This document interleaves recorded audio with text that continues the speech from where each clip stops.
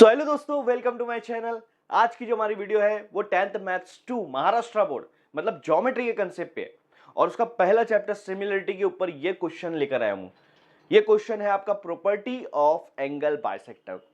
अब क्वेश्चन समझ लेते हैं कि यहाँ पे एक आपको ट्राइंगल दिया है और ट्राइंगल में एक जो वर्टाइसिस है एन पॉइंट है, यहाँ से एक लाइन निकाला है हमने जो इस लाइन को इंटरसेक्ट कर रही है।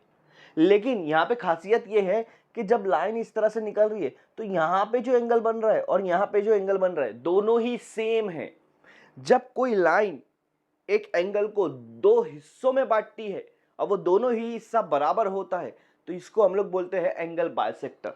तो यहाँ पे प्रॉपर्टी ऑफ एंगल बाइसेक्टर, यहाँ पे ट्राइंगल का ये प्रॉपर्टी लगेगा एंगल बाइसेक्टर, ठीक है, ऑफ ट्राइंगल।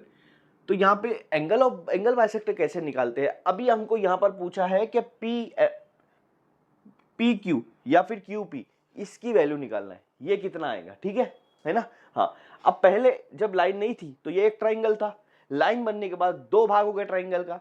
तो प्रॉपर्टी ऑफ एंगल बाइसेक्टर कैसे निकालते हो मैं आपको बताता हूँ। सबसे पहले आपको ये देखना है कि आपको फाइंड आउट क्या करना है, कौन से ट्राइंगल का फाइंड आउट करना है, नीचे वाले का या ऊपर वाले का। तो इस केस में हमको नीचे वाले का फाइंड आउट करना है, तो नीचे वाला सबसे ऊपर लेंगे। अब कैसे, देखो, जहां से लाइन निकली है, जैसे एन से निकली है तो एन से ये जो जा रहा है आपका पी, तो एन पी हम ऊपर ले लेंगे और उसको डिवाइड करेंगे। एन से जो दूसरी लाइन निकली है एम, उससे डिवाइड करेंगे, N P divide by N M, N P divide by N M, ठीक है।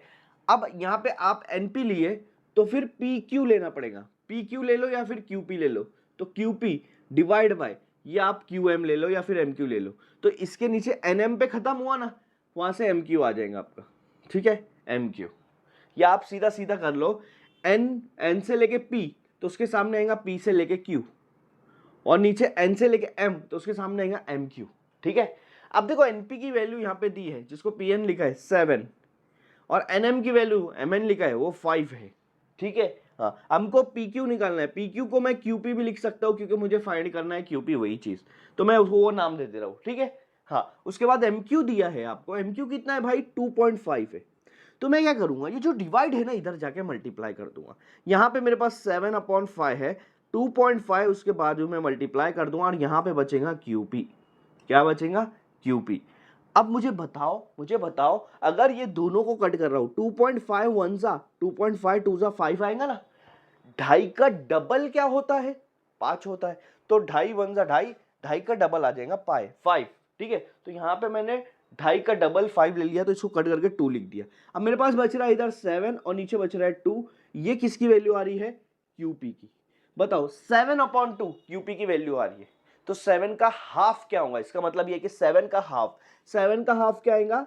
3.5। तो क्यूपी की वैल्यू यहाँ पे आपको एंगल बाइसेक्टर प्रॉपर्टी से निकल गया 3.5। अगर आपको डिवाइड नहीं करते आ रहा है, जब भी 2 से डिवाइड करना है तो ऊपर वाले को 5 से मल्टीप्लाई करना है। ये दूसरा मेथड है, 5 से मल्टीप्लाई। 7 को 5 से मल्टीप्लाई करेंगे, 7 5 का क्या होगा? 35, और पीछे से एक नंबर पहले पॉइंट ले लेंगे तो आपको ये वैल्यू मिल जाएंगी। तो क्यूपी की वैल्यू यहाँ पे क्या है? 3.5।